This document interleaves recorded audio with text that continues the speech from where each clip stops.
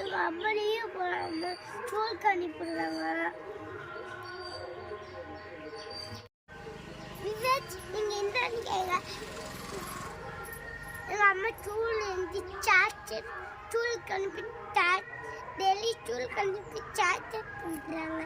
நீங்கள் என்னன்னு கேளுங்க. ஒரு நாள் லீவ் சொல்கிறாங்க. எங்கள் அம்மா ஒரு பெண்ணாள் ஃபங்க்ஷனுக்கு ஒரு சின்ன ஃபங்க்ஷனுக்கு லீவ் போட்டால் சார்ஜர் பண்ணுறாங்க. எங்கள் அம்மா வீட்டில் அனுப்பி வச்சு தாச்சதுக்கு நம்ம சொல்லிட்டே போயிடலாம். அம்மா அம்மா